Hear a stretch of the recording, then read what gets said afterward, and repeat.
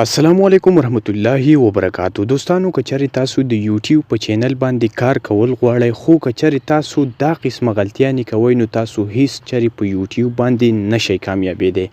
یاد ساتئ دوستانو په یوټیوب باندې هغه خلک کامیابیږي کوم خلک چې په یوټیوب باندې په صحیح طریقې باندې کار کوي. په یوټیوب کې داسې لاجیکل میتھډز دي چې د هغې په وجه باندې ستا په چینل باندې ویوز راځي او داسې میتھډز هم دي چې د هغې د وجې نه ستا په چینل باندې بالکل ویوز ناراضي. اوس دوستانو زیات تر خلک په یوټیوب باندې کامیابیږي خو زیات تر خلک په یوټیوب باندې ناکامه کیږي. د هغې وجه دا ده چې هغه وړې غلطیانې کوي او د هغې غلطیانو په وجه باندې د هغه په چینل باندې ویوز ناراضي.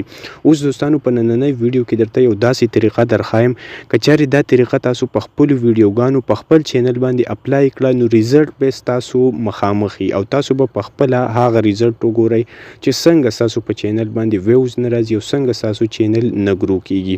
نو زه ویډیو طرف ته خو د ویډیو نه مخکې که چېرې تاسو زما په چینل باندې نوي یئ نو زما د یوټیوب چینل سبسکرایب کړئ. که ویډیو ښه ولګي نو ویډیو ضرور لایک کوئ. اوس دوستانو نن سبا هر یو کس کوشش کوي چې زه دې په یوټیوب باندې زر تر زره کامیاب شم خو بل طرف ته که موږ په یوټیوب باندې کمپیټیشن وګورو نو کمپیټیشن های لیول کې دی.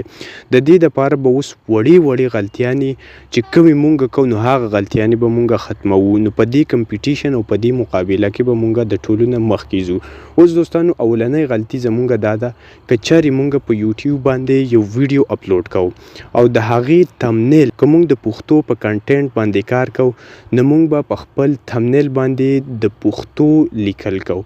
اوس دوستانو زمونږ یو مین چینل په هغه چینل باندې مونږ یو ویډیو اپلوډ کړه او په هغه کې زمونږ غلطي دا وه چې د چینل په تمنیل باندې مونږ د انګلیش چې کوم ورډز دي هغه ولیکل. زمونږ ویډیو په اردو کې وه او مونږ په هغې تمنیل باندې لیکل په انګلیش کې وکړو.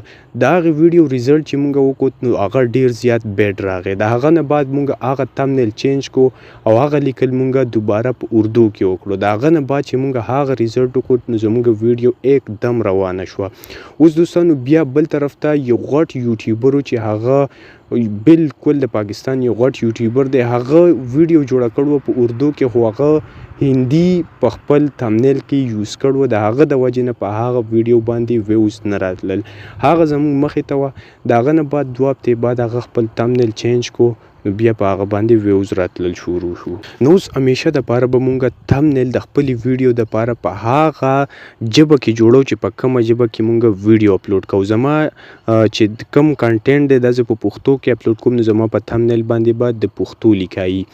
بل طرف ته دویم او اهمه خبره دا ده چې ته به خپلې ویډیو لا ټایټل ګورې. اوس په ته ټایټل کوم ځای کې ګورې چې زه به څنګه یو سرچیبل ټایټل او داسې ټایټل چې هغه زه د یوټیوب چې کوم الګریتم دی هغه زما ویډیو های رینکینګ ته ورسوي. د دې لپاره به زه آسان سیمپل په چیټ جی پی ټي کې سرچ وکړم چې ماته زما د دې ویډیو دپاره چې ستا کوم ټایټل دی ته چې په کوم کنټینټ باندې کار کې هغه کنټینټ به ولور کې چې ما په دې باندې د یوټیوب دپاره یو ویډیو جوړه کړې ده او د دې دپاره ماته یو داسې ټایټل پکار دی چې هغه مست سرچیبل هم وي او ورسره زما دا ویډیو وایرل شي او په دې باندې ډیر زیات ویوز راشي. سیمپل تاسو په هر ژبه کې دا لیکلی شي او چیټ جی پی ټي به تاسو ته 15 نه واخله تر 10 پورې های رینکیبل چې کم ټایټلز دی هغه به تاته درکړي.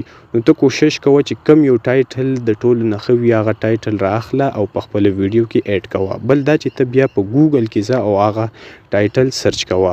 اوس دریم نمبر خبره دا ده چې ته خپله ویډیو ډسکرپشن برابر ساته. همیشه دپاره چې کله ته ویډیو اپلوډ کوې نو په خپله ویډیو کې چې ته کم کنټینټ باندې خبرې وکړې هغه څیزونه ته په ډسکرپشن کې ډسکرایب کوو. د دې وجه دا ده چې د یوټیوب الګوریتم ته دا پته ولګي چې ستا د یوټیوب ویډیو په دې کنټینټ باندې جوړه ده نو هغه پوشکای خلکو ته رسوي.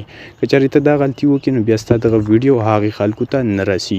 اوس دوستانو دا وړې خبرې دي خو د دې وړو خبرو په وجه باندې ستاسو په چینلو باندې ویوز نه راځي او دا خبرې دا لاجیکل میتھډز دا زموږ سره شوي دي او په دې ریسرچ کې زمونږ 3 یا 4 چینل اوس هم ډیټ پراتی دي.